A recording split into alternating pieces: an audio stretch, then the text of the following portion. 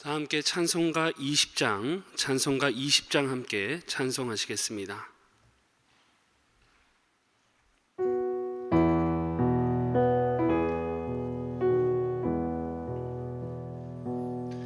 큰 영광 중에 계신 주 나 찬송합니다.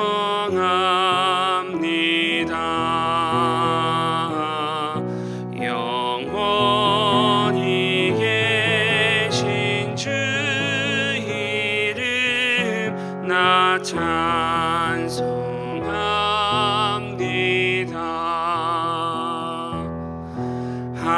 한없이 크신 능력을 나 찬송합니다.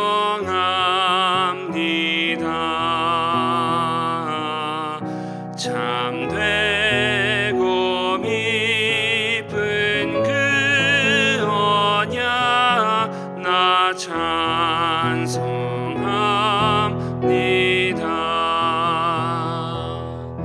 온 천지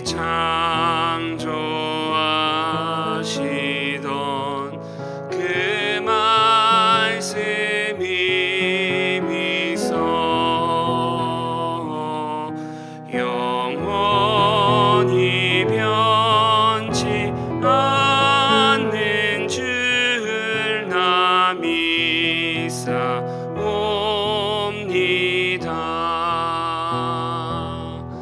그 온유하신 주 음성 날 불러주시고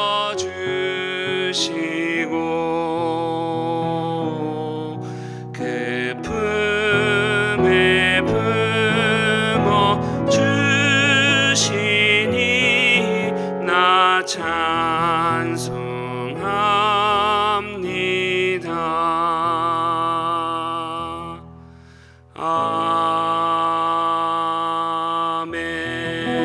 아멘. 기도하겠습니다. 사랑과 은혜가 풍성하신 하나님 아버지 감사합니다. 오늘도 변하지 않는 온유함과 인자하심으로 우리를 기억하사 은혜의 자리로 인도해 주심을 감사드립니다. 이 시간 하나님의 은혜를 사모하며 나온 모든 성도님들의 심령과 가정마다 사업장마다 넘치는 은혜로 역사하여 주시고 이를 통하여 하나님의 영광을 경험하며 높여드리는 주의 백성들 다 되게 하여 주옵소서. 또한 우리가 이 시간을 통해 말씀을 들을 때 우리의 의지할 바가 되시는 하나님을 더욱 분명히 깨닫게 하시고 우리에게 은혜를 베푸시는 영광의 하나님을 바라보며 의지할 때 우리 교회가 동서남북 삶의 모든 영역에서 하나님의 영광 가득한 삶을 살게 하여 주옵소서. 감사드리며 우리를 죄에서 구원하신 예수 그리스도의 이름으로 기도드리옵나이다. 아멘. 오늘 함께 보실 하나님의 말씀 사무엘상 4장 12절에서 22절까지 말씀입니다. 사무엘상 4장 12절에서 22절까지 말씀 찾으셔서 우리 한 절씩 교독하시고 마지막 절은 합독하시겠습니다. 당일에 어떤 베냐민 사람이 진영에서 달려나와 자기의 옷을 찢고 자기의 머리에 티끌을 덮어쓰고 실로에 이르니라. 길 옆에 자기의 의자에 앉아 기다리며 그의 마음이 하나님의 괴로 말미암아 떨릴 즈음이라. 그 사람이 성읍에 들어오며 알림에 온 성읍이 부르짖는지라. 엘리가 그 부르짖는 소리를 듣고 이르되 이 떠드는 소리는 어찌 됨이냐. 그 사람이 빨리 가서 엘리에게 말하니 그때 엘리의 나이가 98세라. 그의 눈이 어두워서 보지 못하더라. 그 사람이 엘리에게 말하되 나는 진중에서 나온 자라. 내가 오늘 진중에서 도망하여 왔나이다. 엘리가 이르되 내 아들아 이 일이 어떻게 되었느냐.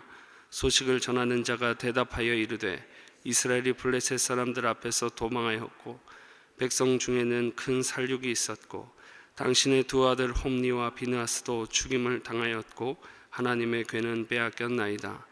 하나님의 괴를 말할 때에 엘리가 자기 의자에서 뒤로 넘어져 문 곁에서 목이 부러져 죽었으니 나이가 많고 비대한 까닭이라. 그가 이스라엘의 사사가 된 지 40년이었더라. 그의 며느리인 비느하스의 아내가 임신하여 해산 때가 가까웠더니 하나님의 궤를 빼앗긴 것과 그의 시아버지와 남편이 죽은 소식을 듣고 갑자기 아파서 몸을 굽으려 해산하고, 죽어갈 때 곁에 서 있던 여인들이 그에게 이르되 두려워하지 말라, 내가 아들을 낳았다 하되 그가 대답하지도 아니하며 관념하지도 아니하고 이르기를 영광이 이스라엘에서 떠났다 하고 아이 이름을 이가봇이라 하였으니 하나님의 궤가 빼앗겼고 그의 시아버지와 남편이 죽었기 때문에. 함께 읽습니다. 또 이르기를 하나님의 궤를 빼앗겼으므로 영광이 이스라엘에서 떠났다 하였더라. 아멘. 오늘도 은혜를 사모하며 나온 모든 성도님들의 심령마다 영광의 하나님이 주시는 은혜를 풍성히 받아 누리시기를 축복합니다. 오늘은 함께 읽은 본문 말씀을 가지고 영광을 사모하라 라는 제목으로 함께 말씀 살펴보겠습니다. 오늘 본문은 하나님의 영광이 떠난 이스라엘의 비참한 형편에 대해서 기록하고 있는 본문입니다. 이런 비극적인 이야기를 통해 우리가 추구해야 할 삶은 하나님의 영광을 사모하며 영광 가득한 삶임을 분명히 해주고 있는 것입니다. 이스라엘은 본문을 기준으로 블레셋과 두 차례 전쟁을 치르게 되었지만 두 차례 모두 패전하게 됩니다. 이런 패배의 사실과 함께 성경은 이스라엘 전사자 수도 같이 기록하고 있는데, 그중 첫 번째 전투에서는 2절의 기록과 같이 4,000명이 죽게 됩니다. 그리고 이어지는 두 번째 전투에서는 보병 3만 명이 죽게 되었다고 본문 10절이 기록하고 있습니다. 더구나 3만 명이라는 전사자 수가 나온 때는 이스라엘이 하나님의 임재의 상징이었던 언약궤와 함께하고 있었을 때였습니다. 그런데도 하나님의 어떠한 도움도 받지 못하고 두 번째 전투에서 10배 가까운 전사자가 나오게 되었던 거죠. 여러분, 무엇을 말하는 것입니까? 하나님의 도우심이 끊어진 상태, 하나님의 영광이 이스라엘과 함께하여 구원의 은혜를 누렸던 것이 정지된 비극적인 상태임을 지금 나타내고 있는 것입니다. 이런 이스라엘의 형편은 이미 사무엘상 3장 1절에서부터 선언되었습니다.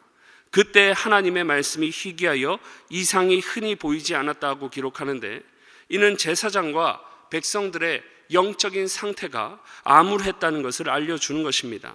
그래서 사무엘상 7장에 가면 사무엘이 이스라엘을 향하여 우상을 섬긴 죄악에 대해서 지적하고 그것을 제거하라고 명령했던 것이죠. 뿐만 아니라 오늘 본문에 등장하는 엘리는 제사장이며 사사로서 이스라엘의 영적 지도자였습니다. 그런데 엘리를 비롯한 엘리의 두 아들 홈니와 비느하스는 이런 무거운 중책을 맡고 있는 가문이면서도 하나님을 경홀히 여겼던 것입니다. 가볍게 생각했다는 거죠. 엘리의 두 아들은 하나님께 드리는 제사와 제물을 가볍게 여겼고 회막문에서 섬기는 여인들과 동침하는 문란한 생활을 했습니다.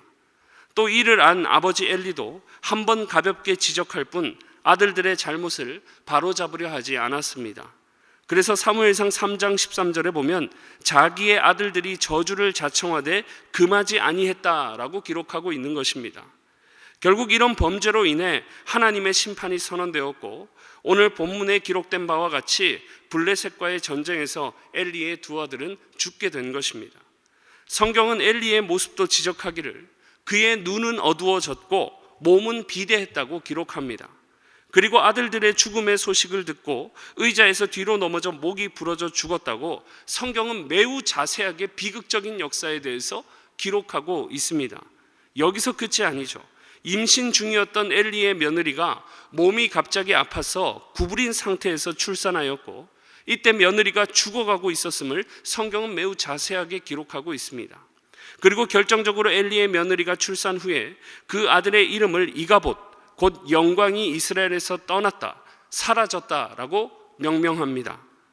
본문에 기록된 일련의 이런 기사들, 엘리 가문의 죽음의 기사로 이스라엘의 지도자이며 대표성을 가진 가문의 몰락을 다루며, 동시에 이스라엘은 블레셋과 전투에서 패전하여 3만 명이 넘는 사망자를 낳았음을 기록하는 것입니다. 여러분, 이런 일련의 모든 역사들을 볼 때 이것은 여러분 그냥 얼른 생각해봐도 비정상적이고 부정적이라는 것을 우리에게 알려주는 것이죠. 그래서 이런 죽음의 기사는 결국 하나님의 영광이 떠난 이스라엘의 형편에 대해서 말해주고 있는 것입니다. 이런 엘리 가문을 통해 우리는 우리 자신의 연약성을 발견하게 되는 거죠. 다른 말로 우리 자신에게서는 영광을 찾을 수도, 그래서 누릴 수도 없다는 말입니다. 제 아무리 떵떵거리는 사람도 결국에 나이가 들고 죽게 되는 것입니다. 제 아무리 왕년을 자랑해도 세월 앞에 장사 없다고 말합니다. 제 아무리 뛰어난 명성과 재물을 가졌어도 언젠가는 잃어버릴지 알 수 없으며 결국에 빈손으로 가는 것이 우리의 연약한 인생일 뿐인 것입니다. 그러니 우리는 우리의 인생만 놓고 보면 자랑할 게 하나도 없는 것이죠. 그래서 시편 90편 10절에 뭐라고 기록합니까? 우리의 연수가 70이요 강건하면 80이라도 그 연수의 자랑은 수고와 슬픔뿐이요 신속히 가니 우리가 날아간다라고 기록하는 거죠. 결국 이런 보잘것없는 우리 인생임을 볼 때 우리 인생의 영광은 우리 자신이나 세상이 아니라 하나님께 있음을 깨닫게 되는 것이죠. 이 영광이라는 말의 뜻이 무엇입니까? 먼저 국어사전에 보면 빛나고 아름다운 영예라고 알려주고 있습니다. 부정적이지 않아요. 어둡지 않습니다. 아름답고 찬란한 빛이 끊임없이 비추는 것과 같은 상태를 말하는 것입니다. 마치 시상식 무대 위에 배우나 가수가 화려한 조명을 받아 그에게 눈부시도록 아름답고 찬란한 빛이 비추어서 보는 이들로 하여금 감탄하게 하는 경이로운 상태와 같은 것이 사전적 의미에서 영광이라고 하는 것입니다. 그래서 우리가 아주 중요한 사람을 만날 때 우리가 이런 말을 하곤 하죠. 만나게 되어서 영광입니다. 함께하게 되어서 영광입니다. 그러나 이런 영광은 우리의 생명이 다하는 날, 우리의 전성기가 끝나고 왕년이라는 해가 지는 날, 베드로전서 1장 24절의 기록처럼 풀의 꽃과 같이 사라지는 세상의 영광일 뿐인 것입니다. 그럼 성경 원어로 영광의 용례는 어떻게 될까요? 히브리어 원어를 기준으로 살펴볼 때 원어로 이 영광이라는 말의 어원은 무거움입니다. 무거움에서 영광이라는 말이 나오게 되었다는 거죠. 영광의 어원인 무거움이라는 말, 가벼움과 반대되는 말입니다. 가볍지 않아요. 경홀히 여김을 받지 않습니다. 중요하고 매우 무게가 있습니다. 이런 의미를 가진 말에서 영광이라는 말이 나오게 되었음을 생각할 때 영광은 결코 가벼운 것이 아님을 알게 되는 거죠. 매우 무게 있고 중요한 것을 말하는 것입니다. 그래서 성경에서 영광은 하나님을 꾸며주고 표현하는 형용사로서 자주 사용되어집니다. 시편 24편 10절에 보면 다윗은 하나님을 영광의 왕이라고 선포하며 노래하고 있습니다. 또 시편 29편 3절에도 보면 다윗은 하나님을 그냥 하나님이라고 부르지 않고 영광의 하나님이라고 분명히 고백하고 있습니다. 이렇듯 영광의 용례는 일반적으로 보나 성경적으로 보나 매우 중요하고 좋은 것입니다. 특히나 이 영광이 하나님을 표현할 때는 영광이 하나님과 함께하므로 이 영광은 절대적인 가치를 지니게 되는 거죠. 그래서 이사야 35장 2절은 하나님의 영광을 이렇게 묘사합니다. 여호와의 영광 곧 우리 하나님의 아름다움을 보리로다. 말로 다 형용할 수 없는 하나님의 아름다우심, 하나님의 위엄과 은혜와 사랑과 인자하심으로부터 흘러나오는 모든 아름다움을 표현하는 것이 바로 영광이라는 것입니다. 그래서 성경에 이런 하나님의 영광이 가득할 때와 그 영광이 상실되었을 때는 전혀 다른 상황이 펼쳐지는 거죠. 극명한 대조가 나타나게 된다는 것입니다. 하나님의 영광이 가득할 때가 언제였습니까? 역대하 7장에서 솔로몬이 성전을 봉헌하여 드릴 때 하나님의 영광이 가득하여서 모든 이스라엘 사람들이 그 영광의 위엄에 압도당하여 그 자리에 엎드려 하나님께 경배했던 거죠. 정말 영광스럽고 찬란한 순간입니다. 또한 이스라엘이 하나님으로부터 도우심을 받음으로 인해서 출애굽하여서 홍해를 건널 때 구원의 감격에 젖어 모세는 주의 오른손이 권능을 행하심으로 영광을 나타내셨다라고 노래했던 것입니다. 또한 하나님께서는 광야에서 이스라엘 백성들에게 만나와 메추라기를 먹일 때도 여호와의 영광이 구름 속에 나타내셨다라는 말씀을 통해서 당신의 영광을 나타내셨습니다. 또 출애굽기 24장에 가보면 하나님께서 모세에게 십계명을 주시며 이스라엘과 언약의 관계를 맺으실 때도 여호와의 영광이 시내산 위에 머물렀다라고 기록합니다. 이처럼 하나님께서 자신의 영광을 나타내실 때 그 영광은 늘 이스라엘에게 감격과 기쁨과 만족과 은혜를 주었던 것입니다. 이스라엘은 하나님의 영광 속에서 행복한 삶을 살았다는 거죠. 그러나 그 기쁨도 잠시 하나님의 영광이 주는 만족과 기쁨의 중요성을 잃어버리고 경홀히 여기기 시작합니다. 수많은 세상의 영광들, 그런 영광들이 그들을 끊임없이 유혹하고 압도했기 때문입니다. 세상의 크고 강한 세력들, 아름답고 화려한 문명들, 우상과 여인과 쾌락과 유흥이라는 세상 영광에 물들어 버렸던 것입니다. 하나님의 영광이 떠난 이런 이스라엘의 형편은 곧 어떻게 되었습니까? 오늘 본문을 보십시오. 멀리 갈 필요도 없습니다. 말씀이 희귀하여 하나님의 이상이 잘 나타나지 않으며 영적 지도자들과 백성들의 눈이 어두워지고 우상을 섬기고 문란함을 즐기며 결국 허무하게 여러 인생이 죽고 죽음으로 끝나는 비극을 맞이하게 되었던 것입니다. 언제 이렇게 된 것입니까? 하나님의 영광을 경홀히 여기고 그 영광이 떠나고 사라졌을 때 이런 비극이 나타났다는 것입니다. 그렇게 이스라엘은 세상 영광에 물들어 스스로 하나님의 영광에 물러있기를 거부했고 세상 영광을 쫓아 살아가다가 허무한 종국을 맞이하게 된 것입니다. 예레미야 애가에도 보면 이스라엘의 죄악으로 인해 무너진 도성을 바라보며 예레미야가 탄식할 때도 딸 시온의 모든 영광이 떠나갔다라고 울부짖었던 것입니다. 영광의 하나님을 떠난 인생, 하나님께서 자신의 영광을 거두어간 인생, 여러분 그 인생은 이처럼 허무하다는 것입니다. 성경이 이처럼 하나님의 영광이 가득한 인생과 그 영광이 결핍되었을 때 이런 비극적인 상황을 알려주는 이유가 무엇이겠습니까? 분명합니다. 영광의 하나님의 자녀된 자로서 날마다 하나님의 영광을 절대적인 가치를 두고 사모하는 인생, 그래서 하나님의 영광을 가득 누리라는 인생으로 살라는 하나님의 음성인 줄 믿습니다. 그럼에도 로마서 3장 23절은 모든 사람이 죄를 범하였음에 하나님의 영광에 이르지 못했다고 기록합니다. 우리는 살아가며 여러 가지 세상의 유혹과 어려움들로 인해서 하나님의 영광을 경홀히 여기고 잊어버릴 때가 많습니다. 그러나 세상의 영광은 풀의 꽃과 같이 잠시일 뿐인 거예요. 아무리 밤의 문화가 화려해도 찬란한 해가 떠오르는 아침이 되면 밤의 문화는 끝나는 것입니다.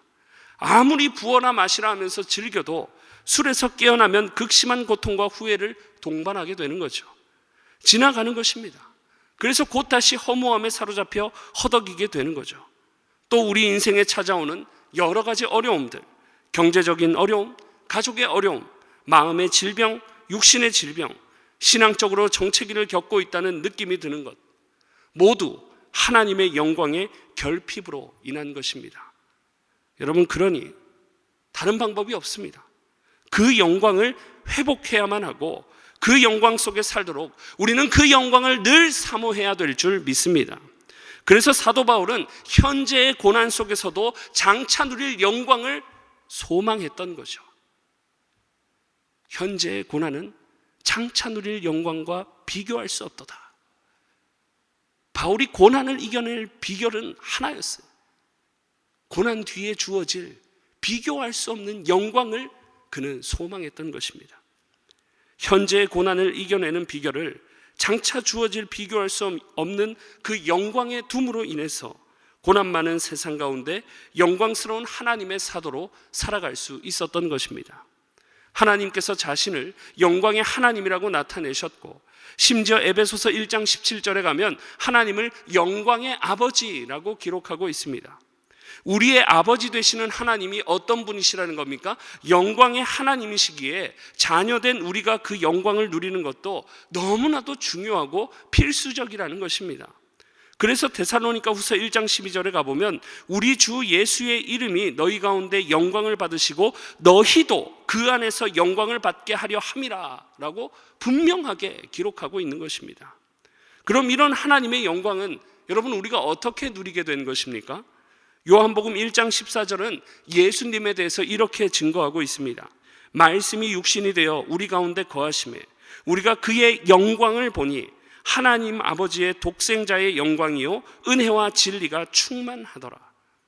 영광의 하나님께서 저와 여러분을 사랑하사 영광의 독생자를 우리를 위해 주시고 그 아들과 함께 우리도 영광을 누리게 해 주신 줄 믿습니다. 영광의 주님께서 날 구원하심으로 영광의 하나님의 자녀가 되는 영광이 우리에게 이미 주어졌음을 믿으시기를 바랍니다. 그러니 여러분 우리의 자세는 분명한 거예요. 오늘 본문의 이스라엘의 비극적이고 허무한 형편과 같이 지극히 큰 영광이 나의 연약함에 의해 잊혀지지 않도록 늘 말씀 앞에 영광스러운 하나님 앞에 서기를 힘써시기를 축복합니다. 그래서 내가 영광의 하나님의 자녀된 자로서 영광의 하나님을 의지할 때 우리 전생의 가운데 그리고 동서남북 삶의 모든 영역에서 부족함 없는 하나님의 영광, 우리에게 참된 만족과 기쁨을 주는 하나님의 영광의 풍성함을 경험하게 되시는 저와 여러분의 삶이 되시기를 축복합니다. 기도하겠습니다.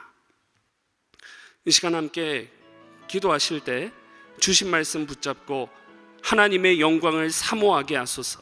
세상 영광의 가치에 물들지 않게 하시고 어떠한 어려움이 찾아와도 우리가 영광의 주님을 바라보며 하늘의 영광을 사모함으로 구할 때 동서남북 삶의 모든 영역에서 하나님의 영광 가득한 삶을 살게 해달라고 기도하시고, 연하여 기도하실 때 지진으로 고통받는 튀르키예와 시리아 가운데 하나님의 회복의 은혜가 있게 하시고, 또한 우리 교회에서 진행 중인 기도의 온도가 더욱 올라갈 때 하나님의 은혜의 역사, 영광의 역사도 풍성히 경험하게 해달라고 기도하시고, 우리나라와 민족 가운데 하나님의 영광이 가득하여 포괄적 차별금지법과 같은 악법을 막아달라고 우리 이 시간 간절히 주신 말씀 붙잡고 나라와 민족을 위해서, 또 튀르키예를 위해서, 또 우리 기도의 온도의 열정을 위해서 간절히 주여 한번 부르시고 기도하며 나아갑니다. 주여, 하나님 아버지, 하나님 아버지, 은혜와 사랑을 감사드립니다. 오늘도 변함없는 말씀 앞에 우리를 세워주시고 우리에게 영광을 사모하며 살아가야 할 하나님의 뜻을 알려주시니 감사를 드립니다. 우리의 삶 속에서 늘 하나님의 영광을 사모하며 살아갈 수 있는 은혜를 허락하여 주시옵소서. 하나님의 영광을 사모하며 살아갈 때 하나님이 주시는 크고 놀라운 영광을 경험하게 하는 인생들이 다 될 수 있도록 주께서 은혜를 베푸시고, 오늘도 우리의 삶이 영광스러운 복된 하루의 삶이 되도록 주께서 인도하여 주옵소서. 하나님, 우리의 인생만 놓고 보면, 세상의 영광만 놓고 보면 허무하고 사라지는 것들일 뿐입니다. 하나님, 우리의 참된 기쁨은 영광의 하나님께 있음을 고백하오니 하나님 영광을 우리에게 나타내어 주시고 그 영광 속에 살아갈 수 있도록, 그리하여 영광스러운 하나님을 찬양하고 영광스러운 인생을 누리게 되는 하나님의 자녀로서의 복된 인생, 영광스러운 삶이 되어지게 주님 은혜를 베풀어 주옵소서. 하나님, 우리는 무너질 수밖에 없고 늘 연약할 수밖에 없는 망각하기를 잘하는 그러한 존재입니다. 하나님, 엘리 가문과 같이 언제 무너질지 모르는, 이스라엘 백성과 같이 언제 비참한 형편 가운데 놓일지 모르는 연약한 인생일 뿐임을 우리가 주님 앞에 겸손히 고백하오니 하나님의 그 지극히 크시고 높으신 위엄과 영광을 우리의 삶에 나타내어 주시옵소서. 날마다 그 영광에 압도되어 살아갈 수 있도록 하나님께서 찬란한 영광으로 우리 인생 가운데 더욱 풍성하게 역사하여 주시고, 그 영광의 하나님을 바라보며 살아갈 때 고난도 뛰어넘게 하시고 모든 어려움도 뛰어넘게 하셔서 영광을 소망하며 영광의 풍성함 속에서 살아갈 수 있는 우리 모두가 될 수 있도록 하나님, 오늘 은혜의 영광을 우리 가운데 나타내어 주옵소서. 이가봇의 인생을 살아가지 않게 하시고 영광의 하나님을 바라보며 살아갈 수 있는 우리 모두가 되게 하시옵소서. 튀르키예와 시리아 가운데도 회복의 은혜를 나타내사 하나님의 영광을 드러내어 주시고 온전한 회복과 함께 복음으로 재건되는 역사도 일어나게 하여 주시옵소서. 우리 교회가 힘쓰고 있는 기도를 통해서 기도의 온도가 높이 올라가게 하시고, 기도의 온도가 높이 올라갈 때마다 하나님의 영광의 풍성함도 경험하는 우리 교회가 될 수 있도록 주여 역사하여 주시옵소서. 이 나라와 민족 가운데도 하나님의 영광으로 풍성함으로 역사하여 주시옵소서. 온전히 차별금지법과 같은 악법들이 떠나가게 하시고 오직 주님의 영광만이 가득한 이 나라와 이 민족이 될 수 있도록 주여 우리나라 가운데 풍성한 영광으로 주님께서 함께하여 주옵소서. 매주 목요일은 전도 및 선교 사명을 위해 기도하는 날입니다. 이 시간 함께 기도하실 때 주여 우리 위에 아버지의 마음을 부어주사 많은 영혼을 구원하게 하옵소서. 우리 교회가 돕고 있는 파송 및 후원 선교사님들의 가정과 사역 위에 은혜를 내려 주옵소서. 전도와 선교의 사명을 감당할 수 있도록 성령으로 기름 부어 주옵소서. 그리고 계속해서 우리 축복의 공동체를 이끌어 가시는 담임 목사님을 위해 기도해 주시고 함께 동역하시는 장로님들과 교역자들이 사랑으로 하나 되어 온 교회가 성령으로 충만한 가운데 부흥의 역사를 이루게 해달라고 전도와 선교 사명을 위해 합심으로 기도하신 후에 자유롭게 기도하시면 되겠습니다. 이 시간 먼저 저를 따라해 주시기 바랍니다. 주여 아버지의 마음을 주옵소서. 주여 아버지의 마음을 주옵소서. 주여 아버지의 마음을 주옵소서. 주여 아버지의 마음을 주옵소서. 다 같이 주여 한번 부르시고 기도하며 나아갑니다. 주여 하나님 아버지, 이 시간 우리 가운데 아버지의 마음을 부어 주옵소서. 아버지의 마음을 충만하게 우리의 영혼 가운데 부어 주시옵소서. 아버지의 마음을 품고 하나님 이 열방과 세계 선교를